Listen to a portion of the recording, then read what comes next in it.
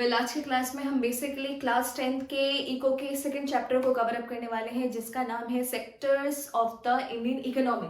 Basically examiner कुछ hit topic से ही question frame करेंगे आपके बोर्ड एग्जाम में, अब वो चाहे स्टेटमेंट बेस्ड क्वेश्चन हो या फिर सोर्स बेस्ड क्वेश्चन हो। अगर हम उन टॉपिक्स की बात करें, दैट इज फर्स्ट टॉपिक है हमारा सेक्टर्स ऑफ इकोनॉमिक एक्टिविटीज। इनसे कहाँ से वो क्वेश्चन फॉर्म कर सकते हैं? Primary activities, secondary activities, tertiary activities. Tertiary activities को सर्विस सेक्टर भी कहते हैं। सेकेंड टॉपिक की बात करूं, that is organised and unorganised sector. अब इनसे फॉर्म किया जा सकता है क्वेश्चन। थर्ड टॉपिक की बात करें, नरेगा 2005। नरेगा 2005 से बेसिकली हर बार का रहता है क्वेश्चन, एक फॉर्म होता ही है। फोर्थ टॉपिक की बात करें, जीडीपी। 2 मार्क या 3 मार्क में जीडीपी से क्वेश्चन फॉर्म होता है हमारा। And fifth topic is disguise and under employment. And six last topic is right to work. अब इन्हीं से एग्जामिनर घुमा फिरा के क्वेश्चन फॉर्म करते हैं। अगर मैं आपको प्रूफ दिखाऊं तो सीबीएसई 2016 में नरेगा के ऊपर क्वेश्चन पूछा गया है, that is describe the role played by NREGA in improving the employment situation in India. अब आपका इसमें मेन टॉपिक क्या है? नरेगा। नरेगा के बारे में आपको पता है तो आप ये क्वेश्चन अटेम्प्ट कर सकते हो, वरना नहीं कर सकते आप इस पे। सेकंड क्वेश्चन की बात करूं जो कि सीबीएसई ने 2016 में पूछा है, स्टेटमेंट बेस्ड क्वेश्चन है, workers are exploited in unorganised sector in India. Topic क्या है? टॉपिक है हमारा अनऑर्गेनाइज्ड सेक्टर। तो अनऑर्गेनाइज्ड सेक्टर की अगर नॉलेज है तो ये क्वेश्चन अटेम्प्ट होगा। थर्ड क्वेश्चन की बात करें, that is why the importance of tertiary sector. Topic is tertiary sector in production of rising rapidly. 2015 का क्वेश्चन फॉर्म है ये। अब इन्हीं से बार बार क्वेश्चन फॉर्म होता है, तो इस पूरी क्लास में हम इन सारे टॉपिक्स के रिलेटेड जितने भी पीवाईक्यू क्वेश्चन पूछे गए हैं उस सबको कवर करेंगे, जिससे कि आपको एग्जाम में आंसर राइटिंग में कैसे एक प्रॉब्लम आती है, आंसर कैसे लिखे, तो वो सारे प्रॉब्लम कवर होंगे और वो सारे क्वेश्चन करेंगे जो कि बोर्ड्स ने फ्रिक्वेंटली रिपीटेड क्वेश्चन है, और ये सारे टॉपिक भी उनमें सारे कवर होते चलेंगे। फर्स्ट क्वेश्चन की बात करें तो फर्स्ट क्वेश्चन है हमारा, describe the role played by NREGA in improving the employment situation in India. 2016 में सीबीएसई ने ये क्वेश्चन पूछा है, जिसमें कि हमारा टॉपिक है नरेगा।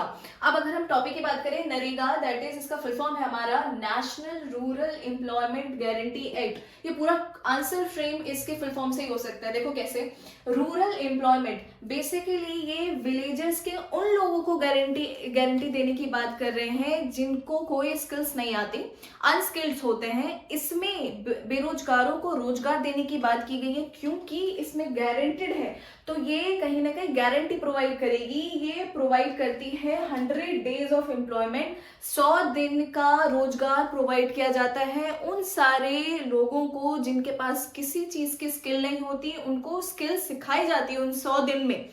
हर साल इसको दिया जाता है, हर एक बंदे को दिया जाता है, हर वो रूरल एरिया के हाउस होल्ड के हर एक बंदे को दिया जाता है ये एक्ट के द्वारा, कि वो जो है अनस्किल्ड से स्किल्ड हो सके, ताकि वो फ्यूचर में कोई रोजगार कर सके। पूरा मुद्दा अगर देखूं, इस पूरे एक्ट का जिस्ट ये है कि अनएम्प्लॉयमेंट नहीं रखना है, एम्प्लॉयमेंट देना है, लोगों को कुछ स्किल सिखानी है कि वो रोजगार कर सके, बेरोजगार न रहे। स्टार्टिंग में ये 200 डिस्ट्रिक्ट में स्टार्ट हुआ, उसके बाद ये 600 डिस्ट्रिक्ट तक ये एक्सटेंड हुआ। नरेगा का जिस्ट देखें तो नरेगा का जिस्ट है हमारा रूरल पीपल को एम्प्लॉयमेंट प्रोवाइड करना और इंडियन पॉपुलेशन में अनएम्प्लॉयमेंट को रिड्यूस करना। अब आप इसमें अगर ये 3 मार्कर होता है तो आप इसमें और थोड़ा अपने आंसर को एनहांस करने के लिए फ्लो चार्ट प्रोवाइड कर सकते हो एग्जामिनर को, जिससे कि वो आपको फुल मार्क्स दे देगा।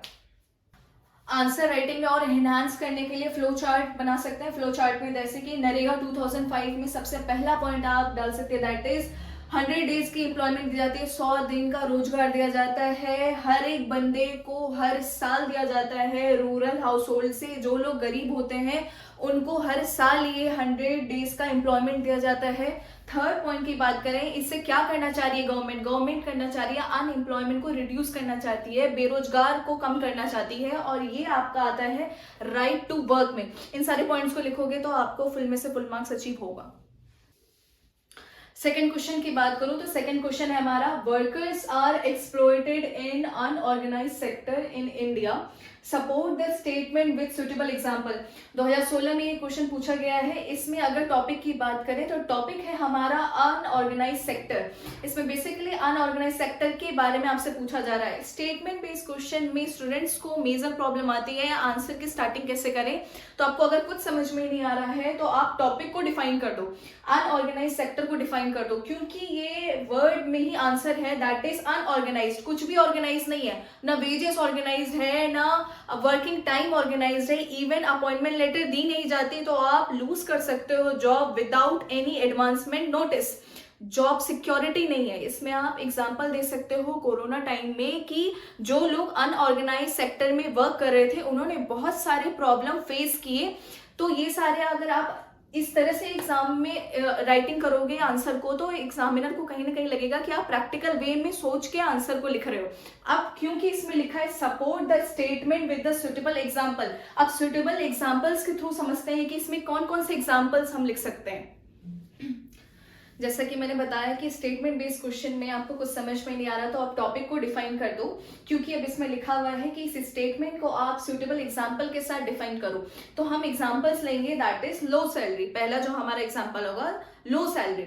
अब हर 10 में से 9 लेबर्स को नेशनल मिनिमम वेजेस के हिसाब से भी कम वेजेस प्रोवाइड की जाती है।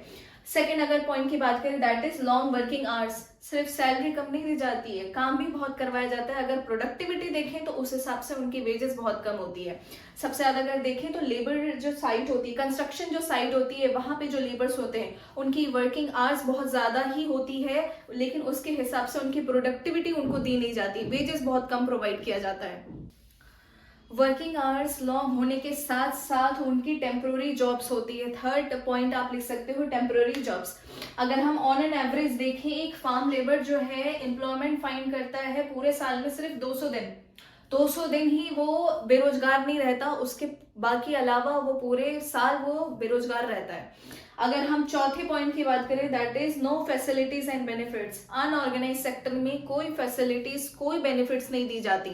अब देखिए तो कोई भी एडिक्वेट सिक्योरिटी नहीं दी जाती। वर्किंग इन अनसेफ एनवायरनमेंट, जो लेबरर्स होते हैं कंस्ट्रक्शन साइट पे वो वर्क करते हैं एक अनसेफ एनवायरनमेंट में, कोई फैसिलिटीज नहीं दी जाती इन अनऑर्गेनाइज सेक्टर में।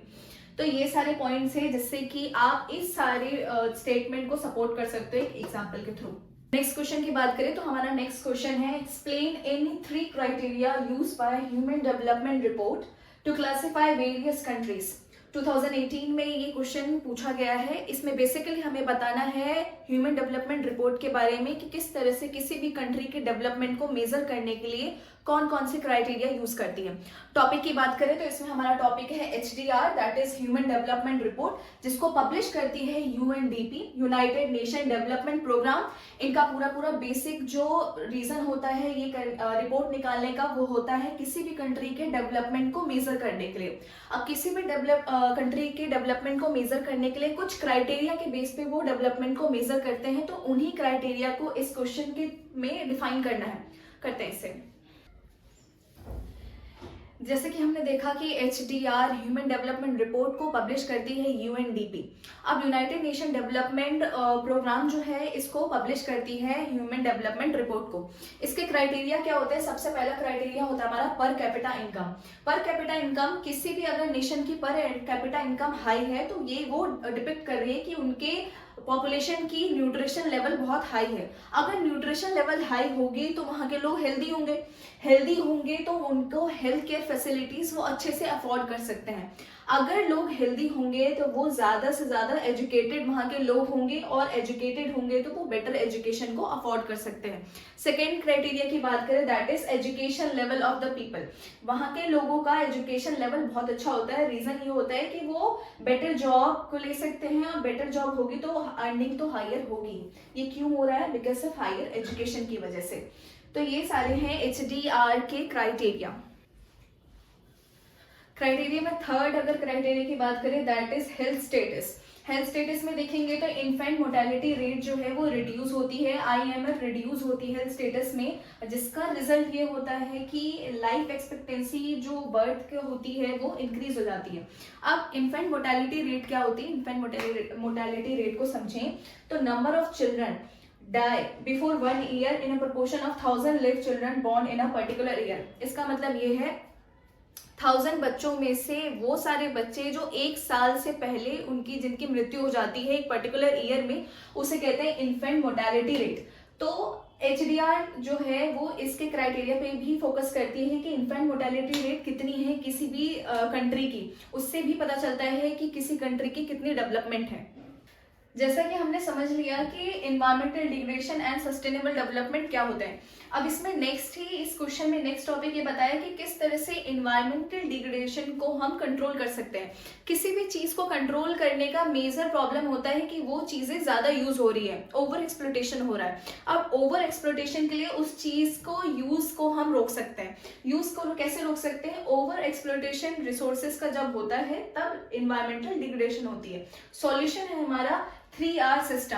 अब ये 3R सिस्टम क्या होता है, 3R सिस्टम हमारा होता है रिसाइकिल, रिड्यूस एंड रीयूज। किसी भी चीज को दोबारा यूज करना, उस चीज को ही रिड्यूस कर देना, किसी भी चीज को यूज करना ही रिड्यूस कर देना, या फिर उसको बार बार रीयूज करना। अब जो सेकेंड पॉइंट है that is place of conventional energy resources. Conventional resources वो होते हैं जो पॉल्यूशन क्रिएट करते हैं एनवायरमेंट में, उसके बदले हमें non conventional energy resources use करना चाहिए, that is renewable resources. Renewable resources का मतलब होता है जिन रिसोर्सेज को हम रिन्यू कर सकते हैं, जैसे कि solar energy, wind energy, geothermal energy, ये सारे रिन्यूएबल रिसोर्सेज होते हैं। तो इनके थ्रू हम एनवायरमेंटल डिग्रेडेशन को कम कर सकते हैं। किसी भी चीज की ओवर एक्सप्लॉयटेशन रोकना, चीजें ज्यादा यूज होगी तभी तो वो कम होगी, डिग्रेड तभी होगी, और अगर हम उसको कम कर देंगे तो थर्ड मेजर कंट्रोल की बात करें दैट इज नई टेक्नोलॉजीज का यूज करना। जैसे जैसे हम नई टेक्नोलॉजीज यूज करेंगे इससे होगा क्या, इससे होगा कि हम जुडिशियस यूज कर सकेंगे रिसोर्सेज का। अगर हम रिसोर्सेज का जुडिशियस यूज करेंगे तो रिसोर्सेज का ओवर एक्सप्लॉयटेशन होगा ही नहीं। अब इसको आंसर को और एनहांस करने के लिए आप उसमें फ्लो चार्ट भी ऐड ऑन कर सकते हैं, दैट इज 3 मेजर करके फर्स्ट आप डाल सकते हैं use 3R system, that is recycle करना, रीयूज करना या फिर रिड्यूस कर देना।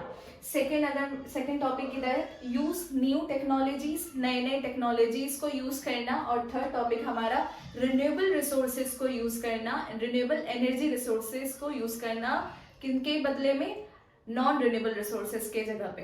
तो ये सारे पॉइंट्स हैं जिससे कि आपको 3 मार्क का क्वेश्चन आए या फिर 5 मार्क का क्वेश्चन आए, सारे क्वेश्चन को अटेंड कर सकते हैं।